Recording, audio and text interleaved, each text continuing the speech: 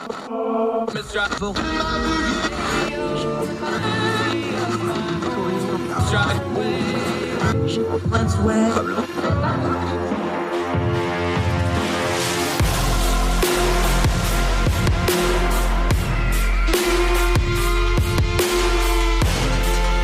host, Andrew Donaldson. This is Heard Tell. Heard Tell. Okay, let's go back overseas. Going to Germany, country I love dearly. Got to live there 2 different times, close to my heart. And a new contributor from Young Voices. Very excited to talk to him. Torben Halbe. See, I messed it up and I was even practicing it despite my German. My Sprechen Sie Deutsch is not what it should be, my friend, but I'm glad to have you on the program. Thank you so much for joining us. Well, thanks for having me. Thank you, sir. You were writing about Sri Lanka. Before we get into the details for it, because we've been covering it for our audience because it crosses a whole lot of streams with geopolitics, economic things, foreign policy stuff. What got you into looking into Sri Lanka? Because I know while we've been covering it, what got you interested in it that you started digging into it yourself? Well, to be honest, I never had much interest in Sri Lanka, except for, well, I am generally following politics around the world, but I had no special interest in Sri Lanka. But I am a biologist, you know. Of course, I followed the news about the current crisis in Sri Lanka, and then I heard that organic farming was related to it, because there was a ban on organic farming in April of 2021. Which contributed to the whole crisis. As a politically interested biologist, I like to criticize organic farming, not as a luxury, but I criticize the idea that it would be able to feed mankind, basically. And I admire science, and I admire the progress that has been made in food production.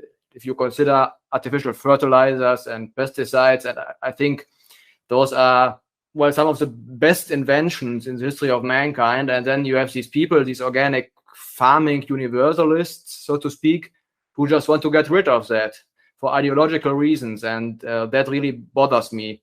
Now, you say you're a biologist. People are going to well, what's that got to do with politics?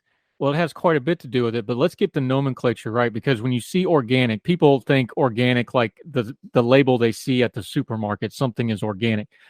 Organic farming in and of itself isn't new, because farmers have always, they raise their livestock, then they use the manure for the livestock to fertilize their field.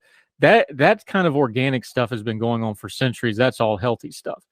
When you're talking organic farming in a bad sense, when it comes to things like Sri Lanka, though, this is a new use of the word organic, isn't it? Where they're trying to just strip away any kind of advancements in technology. Just walk us through the nomenclature as a biologist for a minute, what you mean by this kind of organic. Yes, you're right. Traditional farming was organic. People had no choice, basically. They would farm very ineffectively, backbreaking labor, without machines, without artificial fertilizer. Well, this kind of gradually started to change. For example, people started to use guano. I don't know how it's pronounced in English. It's like bird shit, basically. Yeah. And it was like a very effective fertilizer. For example, during the colonial age, that it was discovered, and for most of the industrial age, it was used to fertilize fields. There were even wars about some islands which contained a lot of that. But then there was a German chemist, Fritz Haber, developed an amazing method to get nitrogen out of the air. As you know, nitrogen is the main constituent of air, but it's molecular nitrogen, N2, which is not very reactive. And then he figured out a method to combine it with hydrogen to produce ammonium in the end, which you can use to fertilize. And this changed everything, and well, it helped to even sustain the population in the world that we have today. And of course, the other important development were pesticides. Before pesticides, you would have farmers used to do it by hand, but eventually you would have machines to do it. Pesticides kind of do away with that need to put that much labor into getting rid of all those harmful other plants which would compete with your food plants. Yeah, and basically what they did was when you can fertilize and you cut down on pesticides, which cuts down, you're increasing the yield exponentially. People can grow a lot more crops and they can do it more sustainably and they can get more. They're going to know what they're going to get out of each crop, that sort of thing. So fast forward to Sri Lanka. The government in Sri Lanka in 2021 starts cracking down on organic farming. Now, this is a country that's already impoverished to start with. But when they started to crack down on this organic farming, and again, not natural farming or cyclical farming, we call it in English. I don't know what they call it in Europe, but I can smell the smell right now driving through the German countryside. They still organically fertilize in a lot of places. In Sri Lanka, the government started intervening and pushing for this new organic farming, they called it, where they didn't want the fertilizer and they didn't want the pesticide. What happened in Sri Lanka that started a lot of the tragedy that we're seeing now? Well, in Sri Lanka, they decided to do basically an overnight ban for the import of inorganic fertilizer as well as synthetic pesticides like glyphosate. So it was just banned, so people couldn't import it anymore. And for their farming, they had relied on that. This just destroyed farming, and it had an effect on rice farming, which is like the main food they grow there, but it also had an effect on tea farming, which they normally export, and which really contributes to the trade balance of Sri Lanka because it's an important and expensive good that they export. So they, at the same time, reduce their ability to export, which plunged a lot of people into poverty. And they also were not able to grow enough food for their own population anymore, which they then had to try and import. And you have to remember that at that time, they already were in a currency crisis. So the currency was already weak. They already had few foreign reserve in currency. So, and now all of a sudden their exports died down and they had to import a lot of food, which really added to the crisis overall. So not only people had a food shortage and couldn't really farm anymore, but it really spiraled out of control into other areas of the economy because of the whole foreign exchange problem.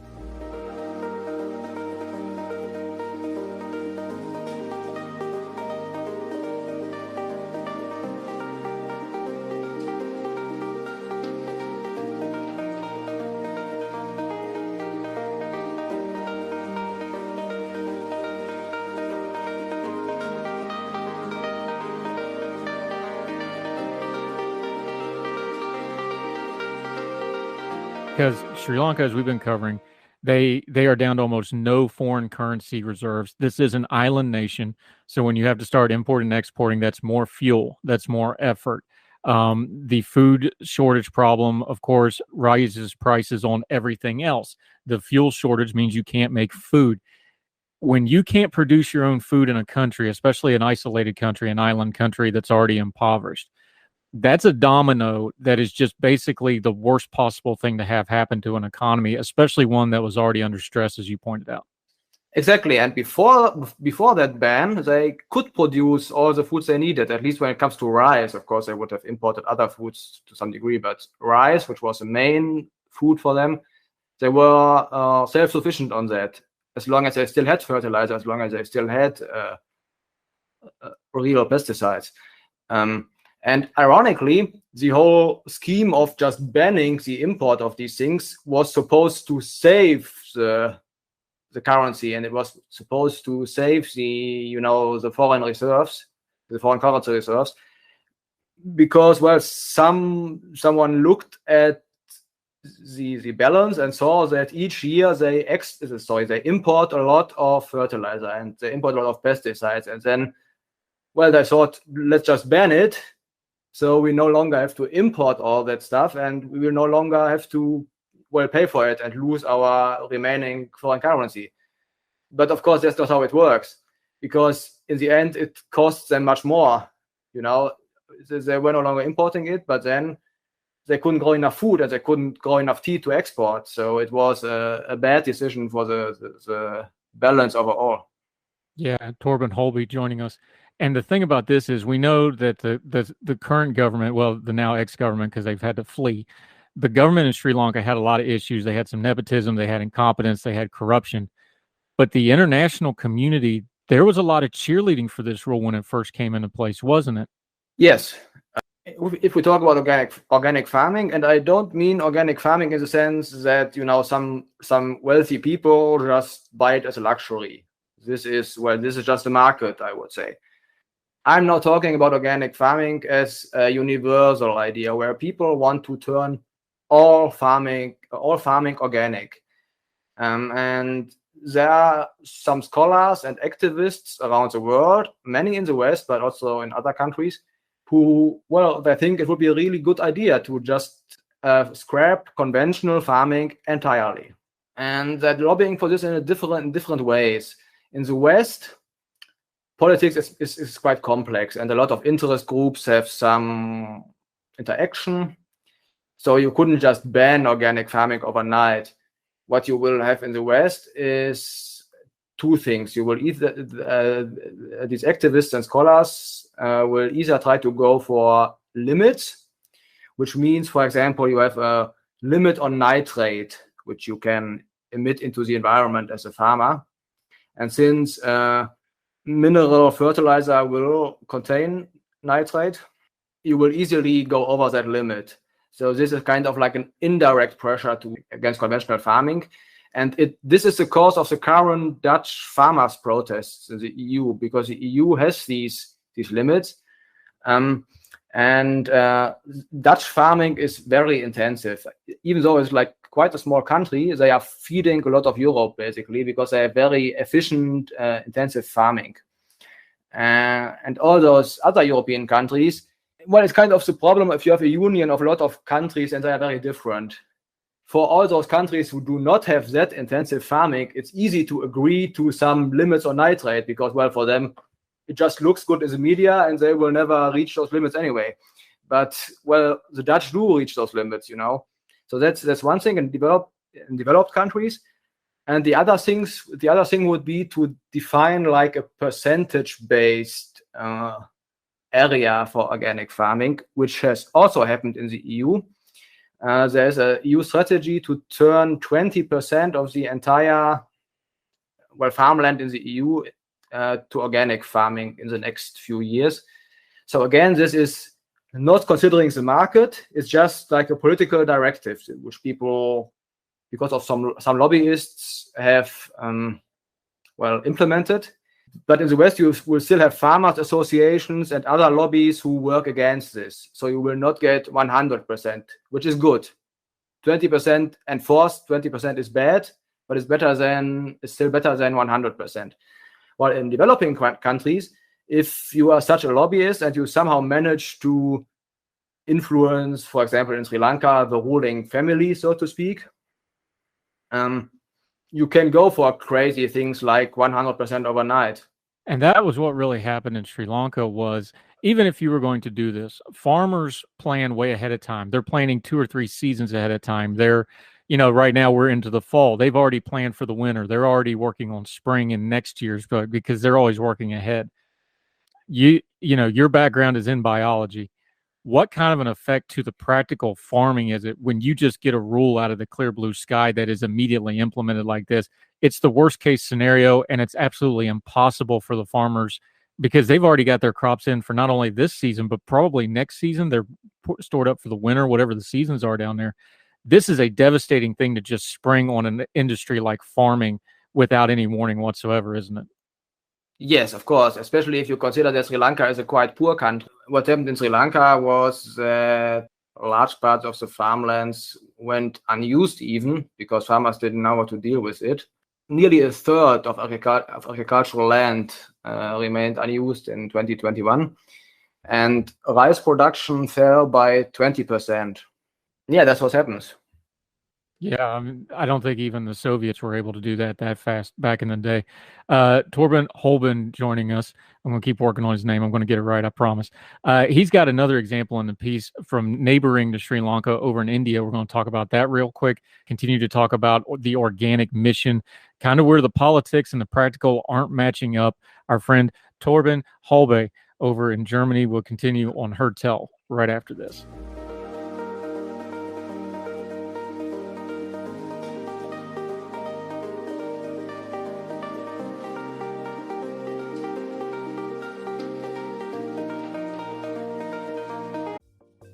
Folks, if you've listened to the Heard Tell program, you've heard our friend Gabriella Hoffman, but you need to make sure you're checking out her podcast, District of Conservation. It's a podcast exploring the nuances of true conservation efforts from DC and beyond. From topic discussions to exclusive interviews with conservation and energy newsmakers, Gabriella keeps listeners appraised of the latest news stories while elevating important voices.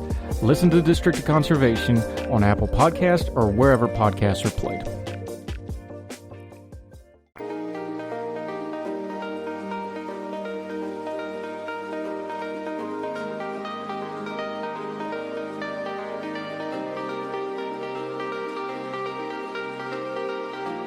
Welcome back to Hort. See, I was practicing my German. Now I can't even say the name of my own show in English. But as our friend just pointed out, the language of the world is bad English, so we're all good here. I'm Andrew Donaldson. This is Heard Tell. That's Torben Halbe. That's our good friend from Germany joining us. We're having a little bit of a language problem, but we're going to get through it because he's a very sharp individual. We're talking about Sri Lanka, but you compared next door to Sri Lanka, of course, is India. India is one of the world powers. One of the reasons we have been paying attention to Sri Lanka is because China's involved, India's involved, America holds a bond on a lot of the debt. This is a lot of geopolitics.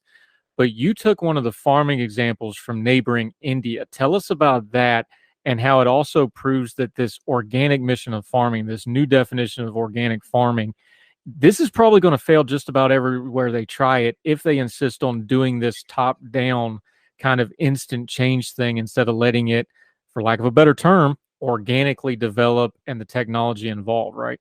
Well, I would say even if you give it time, you will never reach 100% of organic farming. You will probably not even reach the 20% that the European Union is trying to go for, because it's not efficient. You know, the idea that, as I said, a lot of experts and activists were lobbying Sri Lanka for this decision. One example is actually a guy from Washington. His name is Hans Rudolf Herren. Hans Rudolf Herren of Washington-based Millennium Institute was one of these experts, and another was Vandana Shiva from India. So it's not all Western experts, but still quite a lot. They were first lobbying Sri Lanka to go for this change overnight, and when they had succeeded, the international community of these activists applauded Sri Lanka for the decision. Of course, well, it didn't go well. So their reaction was to say, the reaction of this pro-organic farming community was to say, well, it was just too sudden, you know. The farmers didn't have time to adapt, even though, well, it was some of them who actually advised the government to go for this sudden change, however. So the farmers didn't have time to adapt. And if you go for it more slowly, then it will work out. And you can just slowly but surely turn all farming organic. But you mentioned India, and there is a state in India which is called Sikkim. And in that state, they actually try to go for universal organic farming, but in a slow and controlled way. And it still turned out bad. What happened in Sikkim was, so they began the organic mission, as they called it, in 2003. And then only 13 years later, in 2016, they declared it to be fully organic. And this was a law. So all farmers were strictly forbidden to use synthetic pesticides and chemical fertilizers. It didn't turn out well, even though there had been many years to adapt, because, well, in the same year, 2016, some researchers declared Sikkim food deficient. They said that organic farming, can only provide 30% of the population's needs. And, well, the other 70% of food had to be imported. So they started to import a non-organic food from neighboring Indian states, which is a pattern which we will continue to see. For example, the same thing happened in Bhutan, which is another state in the region which also tried to go for 100% organic farming. As soon as you go for that, you will not have enough food, the food price will rise, and if you don't want people to starve, especially in a developing country, you will have to import non-organic food. So in the end, you're just, I don't know, sabotaging your own non-organic farming just to import non-organic food from other countries, which makes no sense actually. Yeah, and eventually the government in Sikkim saw it as a problem that their organic transition doesn't work, and their idea was to try and ban the import of non-organic food. But luckily, this led to protests. People, not only farmers, I think also the retailers protested because they knew that people wouldn't have been able to pay 6 times the price for the food. Not even middle-class customers could have done that. So they protested, and in the end, the government of Sikkim didn't ban the import of other food, of non-organic food. This protest prevented starvation and rioting, because in Sri Lanka we actually see rioting and we actually see the food shortage. Why is there such a disconnect? Because farming is not like some esoteric debate club topic. You're either producing food or you're not. This is a hard and fast kind of business of like, you produce the food or you don't. You produce the animals, you don't. You produce the crops or you don't. And if you don't produce food, people are going to suffer. And yet there's still folks and activists that just, despite this evidence in front of them, will continue to push this, no matter what, we need to do this right now because of reasons. And they'll say environmental reasons or political reasons or whatever the case may be. I don't understand how you can see human suffering and not go, okay, we need to adjust here. And yet we're seeing it, like you just said, we saw it in India. We're seeing it in Sri Lanka. We're going to see it again and again. Why is there that disconnect between what's happening in reality and the activist, intellectual, political, the folks that sit in places like Brussels that don't put their hands in the dirt?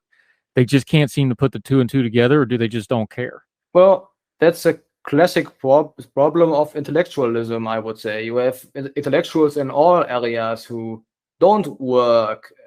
It's not just farming, you have people whose only job is to criticize those who do work. And if you then succeed in your criticism and, some measures get taken, some political measures, the only thing you can do is, keep criticizing because it's your job, So you kind of have to keep criticizing until all the limits for nitrate and all the other stuff is so problematic, so impossible to keep that entire systems collapse. So this class of intellectuals is a huge problem. Another problem is, at least in Western systems, as I said, you still have farmers' associations who kind of work against that, which is good. But in politics, this is all about compromise. If you have one side who asks for some limits on nitrate, for example, and you have the other side who says, let's have no limit, the normal political process will result in some compromise, which is in the middle. So you have some sort of limit. And then a few years later, there will be the same discussion again. So the activists will ask for higher limits, and then the farmers will say, no, let's keep the current limits. And then, another compromise, This is a problem with politics that it's not about who knows what's best, because that would be the market. In the market, if farmers were just in the market, they would know for what cost they can produce, how much food, and where to sell it, and the customers would know how much they want to pay. But in politics, it's not about that. In politics, it's about, who has a lobby, who has power, and then you work on some sort of compromise between these people. What should we gather, though? Because like you said, the richer countries or richer individuals that want to do organic farming, they're more than capable of going out, buying some farmland and doing this to their heart's content. What should we take away? The fact that European countries and other countries, they seem to converge on a place like Sri Lanka that's already got problems and that are susceptible, and let's just call it what it is. They're kind of being victimized here with this. They're getting guinea pigged on stuff like this. Just on a moral level, I find that to be very wrong, but also on a policy, if you really want to advocate for your thing, why would you try it in somewhere that's probably doomed to fail anyway because of the circumstances? This really feels like they took advantage of Sri Lanka on multiple levels here to me. Does it to you? Yes, to me it feels like a sort of colonialism. I dislike the word because so many leftists use it, for all sorts of things. but in that case, it really is like that. You have wealthy, powerful people in the West, but in the West they are making slow progress. Progress from their point of view, because in the West politics is more complex, more integrated, and other people also have a say. So instead, they go to places where it's easier to influence politics. To a degree, they really believe in it. Of course, there's money in that. There's money in that too. If you, for example, produce organic fertilizer or something like that, then of course, if you can influence political decisions so that you will sell more of it, you will make money. But that's not all of it. I think they're really just convinced that this would be good for the world, and they make a living from telling people that would be good for the world. So that they have to keep going. They have to keep it running. What's a practical thing we can talk to? Put your biology hat on for just a second. What's something practical here? Because really the problem with this is when you come in with a top-down regulatory thing like this organic farming, what we really need to do if we're worried about feeding people, which should be the first concern with farming, is how to unleash them, not how to entangle them in something that's not going to work. Is it a policy answer? Is it a public pressure answer? Is it highlighting this failure and dealing with it in a human way? What's the path forward here to try to get some traction on this issue in a productive way, do you think? It's a good question. I mean, in the big picture, I think we as somewhat classical liberal people, we are always arguing against all the intellectuals and all those areas. But that's probably too big of a thing to address, and it will take many years, I guess, to go to the bottom of that problem, and it will not help with the current debate. So, the science is quite clear. The science is clear. Plants will need nutrients, and if you don't get those nutrients to them in an efficient way, they will not grow as efficiently. Same for pesticides. If your plants are always beset by some sort of insect or whatever, that will take away from the total nutrition this plant can provide, and it might even kill the plant. You can also look at history. You can see how in the past, from the same field, people were able to get far less food than they can now. And if you look at European history, you will see a lot of episodes where there was starvation because the harvest failed, and these are things that we no longer have because of fertilizer and because of pesticides, because of progress, technological progress. This is one argument that I would make, but to some degree, the whole culture of arguing is intellectual in itself. You know what I mean?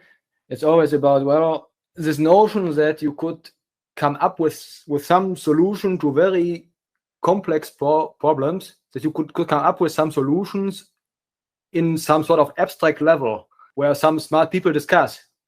While I think in truth, the solution is with the people on the ground, the people who do the farming, who have the practical experience. But they are not intellectuals. They will not join any discussions in any proper way. And even if they would, it's not some sort of information that you could put into words. The knowledge where to plant what and how to fertilize your field and all of that. It's not good for intellectual debate. So what I would try to argue is to just leave it to the people who know how to do it. That's what I would at least try to do, even though I think with the current culture of debate, it will be difficult. Leave it to the people that know what they're doing is such a simple concept, and yet we develop entire political ideologies to make sure we don't do that very thing. Isn't that amazing? Humans are an amazing species because that's exactly what we do. Our friend Torben Halbe from over in Germany has been joining us. Fantastic conversation. We really appreciate your time today. Again, the suffering in Sri Lanka is horrible. Please make sure you keep up to date with what's going on with those folks. My friend, until we hear from you again, let folks know what you have going on, where they can follow you. We're going to link to your piece in Town Hall. Please read the whole thing in its entirety. We always tell folks, but let folks know where they can follow you and what you have going on until we talk to you again. Sure. You can follow me on Twitter. Yes, it's just Torben Halbe. So, now that it has been said so often, you can actually go for that. So my name is just Torben Halbe, without any spaces or anything. And I recently joined a think tank in Berlin, which is called Ego Institute. We want to go for the individualism. So it's quite new still, but the address is ego/institute.org. As of now, it's all still in German, but you can follow us there, sign up for the newspaper, and we are in the progress of translating it. It's just still a very young thing. Yep, and we can always Google Translate until then. Torben, my friend, very much appreciate your time. Thank you so much for joining us. I look forward to talking to you again in the future. Best of luck with the new think tank, and we'll speak again real soon, my friend. Thank you for your time. Same. Thank you, and goodbye. Thank you, sir.